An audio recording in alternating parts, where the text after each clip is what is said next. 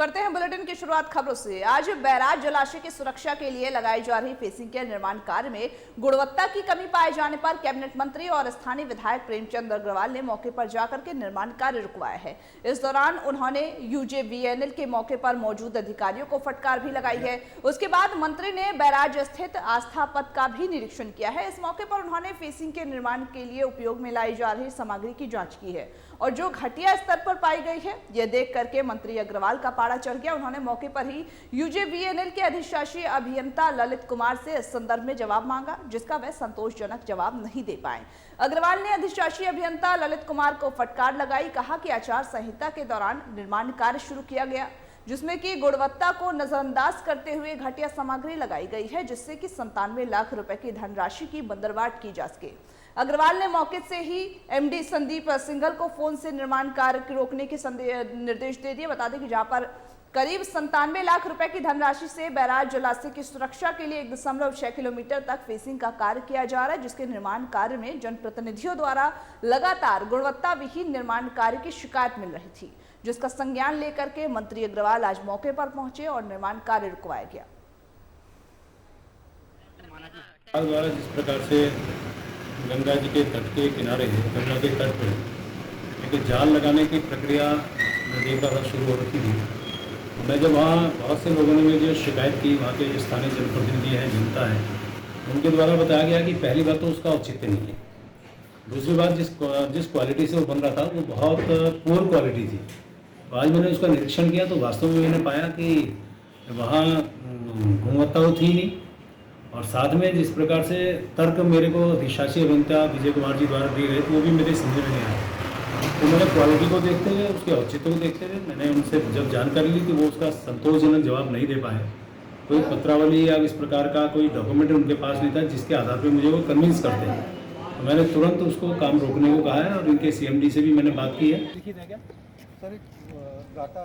जहाँ पर बता दें कि प्रेमचंद अग्रवाल बैराज जलाशय की सुरक्षा के लिए फेसिंग के निर्माण कार्यों में गुणवत्ता की परख करने पहुंचे थे और इसी दौरान ही गुणवत्ता विहीन कार्य देखने के बाद उन्होंने साफ तौर पर निर्देश दे दिए कि कार्यों को इसी वक्त रुकवा दिया जाए। वहीं बता दें कि जहां पर मौके पर अधिकारी जो मौजूद थे उनको फटकार लगाई गई है। उनको ये कहा गया कि गुणवत्ता पूर्वक जो सामग्री है उसका इस्तेमाल करें और साथ ही साथ बता दें कि 97 लाख रुपए की धनराशि की जो बंदरबाट की जा सके उसको लेकर भी मामला सामने आया है, जहां पर अग्रवाल ने मौके में ही एमडी संदीप सिंघल को फोन कर निर्माण कार्यों को तुरंत रुकवाने के निर्देश दिए। वहीं लगातार अगर देखा जाए तो मंत्री जी लगातार जब से उन्होंने सत्ता संभाला तब से लेकर के अभी तक एक्शन मोड में नजर आ रहे हैं। एक के बाद एक जो कार्य है उसका खुद निरीक्षण करने पहुंचे और निरीक्षण करने के बाद जहां जहां उनको कमियां दिख रही है वहां तुरंत अधिकारियों को इस बारे में निर्देश देते हुए नजर आए हैं और कई बार कार्यों को रुकवा करके गुणवत्ता पूर्वक सामग्री का इस्तेमाल करने की भी साफ तौर पर हिदायत देते हुए नजर आए हैं। इसी को लेकर के ऋषिकेश में इनका दौरा था, जहां पर मंत्री का पारा चढ़ा हुआ नजर आया। मंत्री जी ने तुरंत ही कार्य को रुकवा दिया है। निर्माण कार्यों में जो गुणवत्ता है उसकी कमी थी, उसको लेकर के कैबिनेट मंत्री और स्थानीय विधायक प्रेमचंद अग्रवाल निरीक्षण करने पहुंचे तो उनको इसकी शिकायतें मिल रही थी, जिसके बाद जाकर के उन्होंने निरीक्षण करने पहुंचे और फिर निरीक्षण करने के बाद जो गुणवत्ता विहीन कार्य मिले हैं उसको लेकर के साफ तौर पर उन्होंने निर्देश दिए हैं। अधिकारियों को फटकार लगाते हुए नजर आए हैं और साथ ही साथ जो कार्य चल रहा था उसको भी, फेसिंग निर्माण का जो कार्य चल रहा था उसको भी रुकवा दिया गया है। साथ ही बता दें कि जहाँ पर निर्माण में गुणवत्ता विहीन सामग्री का इस्तेमाल के बाद मंत्री अग्रवाल का पारा चढ़ गया। मौके पर ही यूजेवीएनएल के जो अधिशासी अभियंता ललित कुमार थे उनसे इस बारे में जवाब मांगा गया, लेकिन वो जवाब जो दिया उन्होंने उसका वो संतोषजनक जवाब नहीं मिला, जिसकी वजह से मंत्री जी का और ज्यादा गुस्सा जो है वो बढ़ गया और इसी को लेकर के उन्होंने कार्य जो हो रहा था उसको साफ तौर पर तुरंत ही रुकवाने के निर्देश दे दिए। यहाँ पर बता दें कि निर्माण कार्य में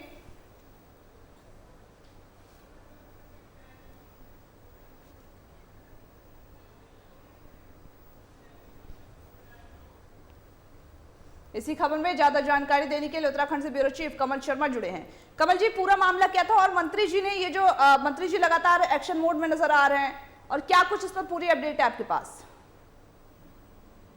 हाँ अंजलि, अगर कहें तो नगर विकास मंत्री जो प्रेमचंद अग्रवाल है, शायद उनके फाइनेंस है, आवास मिनिस्टर भी है और लगातार मैं देख रहा हूँ जब से लगभग 1-1.5 महीने हो गया उनको, जब तक उन्होंने कार्य संभाला लगातार वो दौरे कर रहे हैं, विभिन्न विभागों में मीटिंगें कर रहे हैं और जो भी चीजें होती है उसको दिशा निर्देश कर रहे हैं। अगर आज की हम बात करें तो आज उनको लगातार उन्होंने कहा कि जनप्रतिनिधियों का लगातार उनको शिकायतें मिल रही थी कि यहाँ जो ऋषिकेश से जो बैराज है वहां पर कार्य चल रहा था लगभग 97 लाख रुपए का। तो वहां पर पहुंचे, जब उन्होंने देखा कि वहां पर कार्य में किसी प्रकार की गुणवत्ता नहीं है, जो कार्य हैं वो ठीक ठाक नहीं हो रहे हैं, तो तुरंत उन्होंने वहां के अधिकारियों से उन्होंने बात करी, तो वो भी कहें तो संतुष्ट जवाब नहीं मिला। तो उन्होंने तत्काल एक तो उनको फटकार लगाई कि ये क्या देख रहे हैं, इसमें जनता का पैसा, ये पैसा नहीं बर्बाद होना चाहिए और सही तरीके से काम होना चाहिए। लेकिन उसके बावजूद भी वो उनके जवाब से वो संतुष्ट नहीं हुए, तो उन्होंने काम को रुकवा दिया। उन्होंने कहा कि जब तक इसकी गुणवत्ता ठीक नहीं होगी, ऐसी चीज होगी, तब तक इस काम को बंद रखा जाए। ये सख्त निर्देश माननीय मंत्री नगर विकास जो है प्रेमचंद अग्रवाल ने दिए हैं। जी बिल्कुल कमल जी, लगातार अगर बात करें प्रेमचंद जी की, प्रेमचंद लगातार एक्शन मोड में नजर आ रहे हैं, उन्होंने कार्य भी रुकवाए हैं। लेकिन मैं आपसे जानना चाहूंगी कि जब से इन्होंने, जैसा कि आपने कहा, जब से इन्होंने कुर्सी संभाली है तब से लगातार वो एक्शन मोड में नजर आ रहे हैं। तो इससे पहले अगर देखा जाए तो इससे पहले इन्होंने कहाँ कार्रवाई की? कि लगातार अगर बात करें गुणवत्ता विहीन सामग्री का इस्तेमाल करने की, तो कई जगहों पर ऐसे केसेस सामने आए हैं। हाँ जी, लगातार मैंने कहा कि जब से, क्योंकि उनके पास कहीं ऐसे विभाग है, चाहे वो फाइनेंस मिनिस्ट्री, फाइनेंस वित्त विभाग है, उनके पास आवास है, नगर विकास है, पुनर्गठन है, और जब से मैं देख रहा हूँ कि तब से लगातार एक तो वो बैठकों का दौर जो हो गया है, सभी विभागों की लगातार अधिकारियों से बैठ के चल रही है, लगातार बैठ के कर रहे हैं, उसमें देख रहे हैं किस तरह से और ये विभागों में जहाँ कमी है कैसे उसको दूर किया जाए, उसमें साथ ही लगे हुए हैं। और अगर हमने कहा कि अभी दिल्ली का भी दौरा किया था, वहां पर जो उत्तराखंड भवन बन रहा है वहां पर भी जाकर उन्होंने बारीकी से देखा कि सही बने और जो उसकी गुणवत्ता है बिल्कुल सही पैमाने पर होनी चाहिए, तो वहां भी दौरा किया। और मैं देखता हूँ लगातार जब जनप्रतिनिधियों द्वारा इनको शिकायतें की जाती है जहाँ विकास कार्य चल रहे हैं, तो वो लगातार वहां पहुंचते हैं और पूरी गुणवत्ता को देखते हैं कि कहाँ क्या कमियां हैं। अगर जहां सही होती है तो ठीक है, जहां वो संतुष्ट नहीं होते अधिकारियों को फटकार भी लगाते हैं और साथ ही उन कार्यों को रोकने का हिदायत भी देते हैं कि जब तक इसमें गुणवत्ता सही ना हो तब तक ये काम ना किया जाए। तो इस प्रकार की लगातार वो कड़ी कार्रवाई कर रहे हैं, क्योंकि मैं देख रहा हूँ कि जब से क्योंकि जो अगर कहें तो भारतीय जनता पार्टी की धामी सरकार का ये मामला है कि कहीं भी अनियमितता ना पाई जाए, वहां भी अगर पाई जाए तो तत्काल उसको काम को रुकवाया जाए, उनके खिलाफ इंक्वायरी सेटअप की जाए। तो इस चीज को लेकर अभी अगर कह दो भारतीय जनता पार्टी सरकार ने यहाँ पर 1064 के नाम से एक नंबर भी यहाँ दिया गया है कि जिसको कोई ऐसे दिखता है कि जहाँ कोई गड़बड़ी है, जहाँ कोई भ्रष्टाचार की शिकायतें आती है, तो इस नंबर में बताई जाए, उस पर तत्काल कार्रवाई होगी। तो इसी चीज को आगे बढ़ाते हुए जो नगर विकास मंत्री है प्रेमचंद अग्रवाल, वो भी लगातार जहां देख रहे हैं कि जहां उनको शिकायतें मिलती हैं, जहां कोई प्रॉब्लम्स आती हैं, तो वहां फौरन पहुंचते हैं और पूरी गुणवत्ता की पूरी इसकी बारीकी से जांच करते हैं। तो लगातार हम देख रहे हैं कि कहीं ना कहीं अगर ये स्थिति अगर ऐसे जनप्रतिनिधि कहते हैं माननीय मंत्री वगैरह और इस चीज में अगर जाएंगे तो कहीं ना कहीं जो गुणवत्ता, जो सरकारी कामों में कहते हैं कि गुणवत्ता बिल्कुल नहीं होती है, तो उसमें कहीं ना कहीं सुधार होगा जरूर। तो इससे ये होगा कि जो और विकास कार्य चल रहे हैं वो कहीं ना कहीं ऐसे होंगे जो मजबूत होंगे, कई सालों तक काम चलेंगे। तो इस चीज को लेकर लगातार प्रेमचंद अग्रवाल जो है लगातार मॉनिटरिंग कर रहे हैं और यहाँ की जहाँ ये जगह होती है वहां पहुंचते हैं, वहां दौरा करते हैं, निरीक्षण करते हैं, किसी चीज को बारीकी से देखते हैं।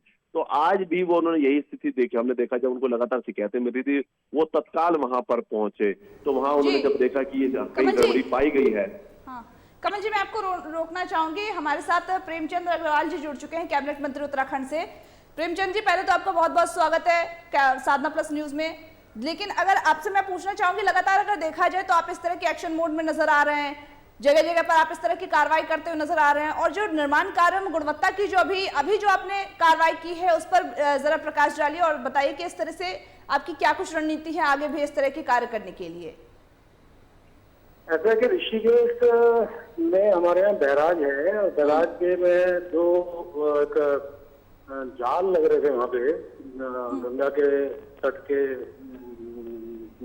नजदीक, और वहाँ जब मुझे शिकायतें मिल रही थी लगातार लोगों का, वहाँ के जो स्थानीय जन पार्षद है, अन्य लोग हैं, उनकी तरफ से जो शिकायत मिली, तो स्वाभाविक रूप से मेरे को लगा कि एक बार मुझे भी वहाँ जाके देखना चाहिए। मैं जब वहाँ गया तो मैंने देखा कि वहाँ पहली बात तो गुणवत्ता को बहुत, मैंने देखा कि बहुत गुणवत्ता की कमी थी। मैं पैर से ईंट पे पैर मार रहा हूँ तो जो ईंट जो उन्होंने लगाई थी वो उखड़ रही है, और उसी प्रकार से जो स्थानीय लोगों का कहना था कि जाल की भी वहाँ आवश्यकता नहीं है। क्योंकि वो गंगा का पावन तट है, सुंदरता भी उसके साथ झलकती है और उसकी कोई आवश्यकता नहीं थी। तो मौके पे मेरे द्वारा जो बुलाया गया था एक्सटेंशन को, शायद उनका नाम विजय कुमार था, ललित कुमार, तो उनसे जब मैंने पूछा तो उन्होंने बताया कि साहब ये 97 लाख का काम है और आचार संहिता के दौरान इसको प्रारंभ किया गया। अब दुर्भाग्यपूर्ण स्थिति देखिए कि आचार संहिता के दौरान कई लोगों के द्वारा ऐसे टाइम पे काम शुरू किए गए कि उस समय उनको लगता है कि जनप्रतिनिधि नाम की कोई चीज नहीं है, कोई बोलने वाला या नियंत्रण करने वाला नहीं है। अब आप इस प्रकार से वहाँ पे लिपापोती करेंगे, पैसे का मिसयूज करेंगे, जनता की गाड़ी कमाई को आप इस तरह से करने का काम करेंगे, तो हमारी ये सरकार किसी भी कीमत पर बर्दाश्त करने वाली नहीं है। तो मैंने तुरंत वहीं से सीएमडी को फोन किया। जब हमारे एसडीएम के द्वारा संतोषजनक जवाब नहीं दिया गया तो मेरे द्वारा उनसे जब बात की गई तो उनको मैंने कहा कि ये गुणवत्ता भी नहीं है और इसकी आवश्यकता भी नहीं है।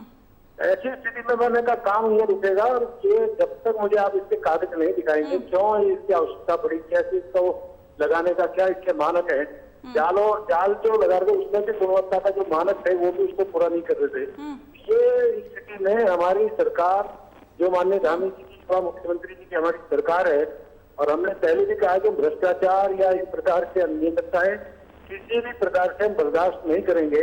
तो उस पर मैंने कड़ाई से एक्शन लेते हुए उसको काम को रुकवाया है और उसकी पत्रावली तलब की है। अब उसमें देखेंगे कि इसमें वास्तविकता क्या है, क्या उसमें करना चाहिए। तो इस प्रकार से मैंने उस पर निर्णय लिया। बिल्कुल बिल्कुल प्रेमचंद जी, लगातार सीएम धामी भी ये कहते हुए नजर आए हैं कि ना तो भ्रष्टाचार करेंगे और ना ही भ्रष्टाचार को बर्दाश्त करेंगे। आपकी ये जो कार्रवाई थी, जैसा कि आपने निर्माण कार्य रुकवा दिया है, लेकिन आगे निर्माण कार्य में गुणवत्ता पूर्वक सामग्री का इस्तेमाल हो, उसके लिए आपकी क्या कुछ रणनीति है, इसके आगे क्या कुछ होगा?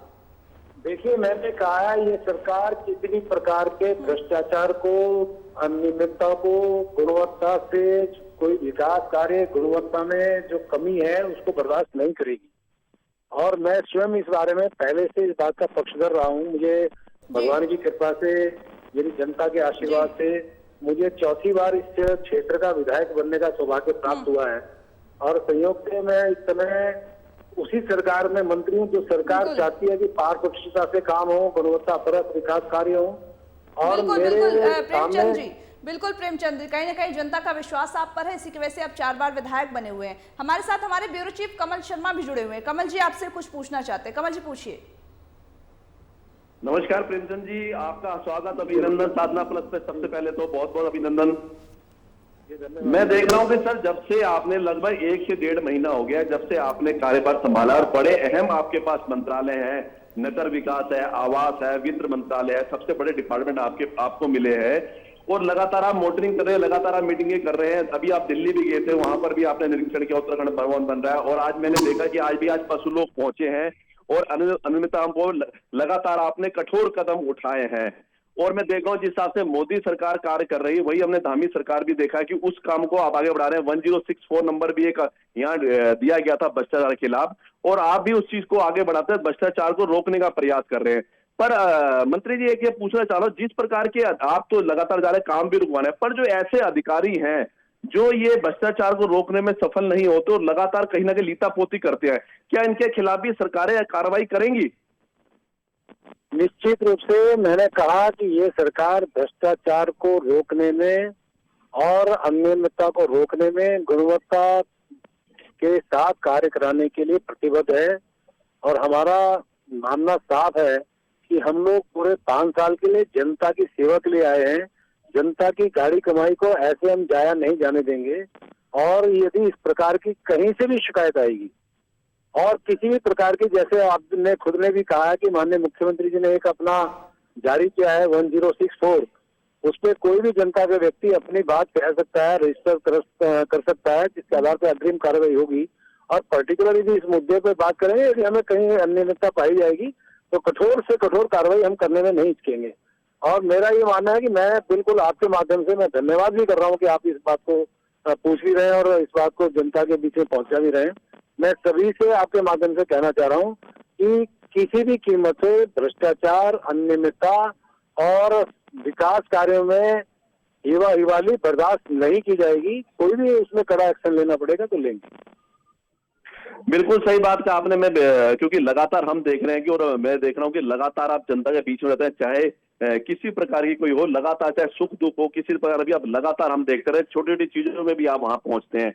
और चौथी बार भगवान के आशीर्वाद से आपको फिर यहाँ पर ऋषिकेश भारी लगातार, हम कहते हैं चौथी बार भी लगातार आपकी जो लीड है वो बढ़ती रहती है। क्योंकि आप, हम साधना प्लस ने पहले भी यही कहा था कि आप टिकट मिलेगा और आप भारी बहुमत से मंत्री बनेंगे, और आप बहुत बड़े मंत्रालय आपको दिए गए। मुझे लगता है कि शायद मुख्यमंत्री के बाद अगर दूसरी बात करें तो सेकंड नंबर पे आपको मंत्रालय दिए गए हैं। तो एक बहुत बड़ी उपलब्धि हमारे ऋषिकेश के लिए भी। लगातार एक चीज प्रेमचंद जी, हम लगातार देख रहे हैं कि ऋषिकेश एक अहम नगरी है, और इस बार यात्रा भी आप देख रहे होंगे कि मुझे लगता है कि पिछले कई सालों के रिकॉर्ड तोड़ने वाली है यहाँ पर। और क्योंकि लगातार आप ये प्रयास करते रहते हैं किस तरह ऋषिकेश में व्यापार बढ़ा जाए, यहाँ लोगों को व्यापार बढ़े, फायदा मिले, ये चीज मिले, तो यात्रा और सुगम हो और बेहतर हो।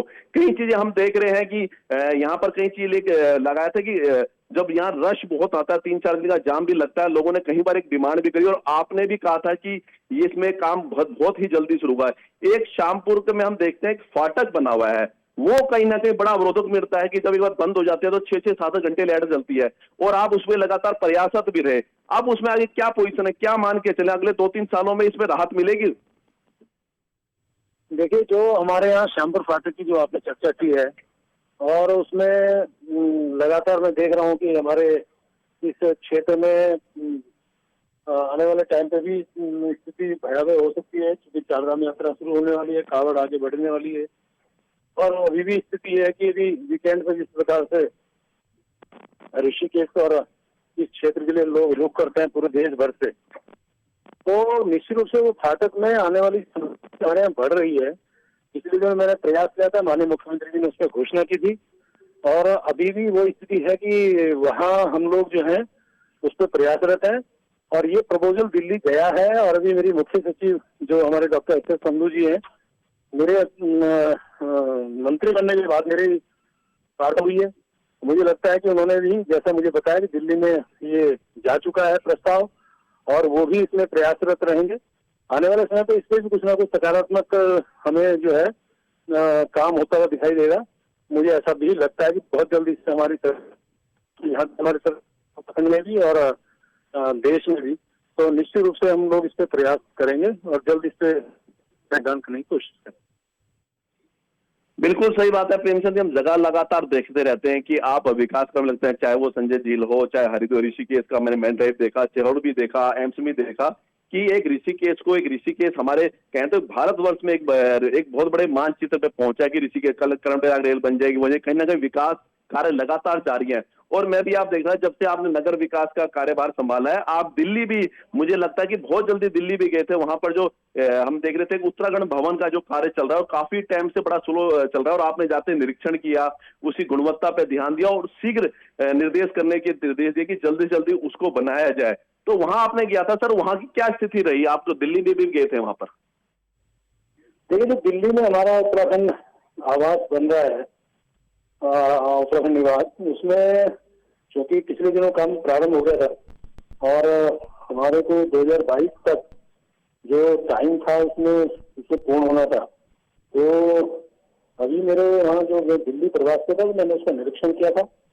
जिस प्रकार से वहाँ पे काम चल रहा है, 7 मंजिला इमारत के रूप में वो वहाँ पे बन रही है, और 3 तल उसके भूमिगत होने हैं, जिसमें आप समझिए कि हमारे यहाँ पार्किंग, एक पैनल के लिए तल, और एक जो हमारे यहाँ एसटी को लगना है उसके 3 तल, 7 तलों से आगे ऊपर, यानी 10 मंजिला इस तरह से ये बढ़िया खूबसूरत इमारत बन रही है।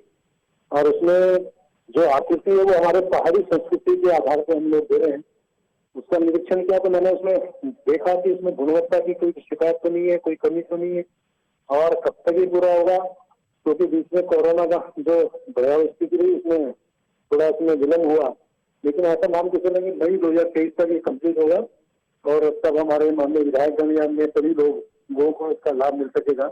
तो उसमें मैंने ये निर्देश दिए थे कि गुणवत्ता में कोई कमी ना हो, और समय तो खैर अब नहीं जा सकता, लेकिन मई 2023 का उन्होंने मुझे बताया, तो तब ये पूरा हो, ये मैंने उनसे कहा है अधिकारी। बिल्कुल। मंत्री जी, आपके पास फाइनेंस मिनिस्टर भी है, आपने फाइनेंस मिनिस्टर की बैठकें भी लगातार ली कमल है। जी, कमल जी हमारे पास समय की कमी है। कमल जी, प्रेमचंद जी, आप दोनों का बहुत बहुत शुक्रिया, क्योंकि हमारे पास समय की कमी है, इसलिए हमें इस चर्चा को यहीं पर रोकना पड़ रहा है।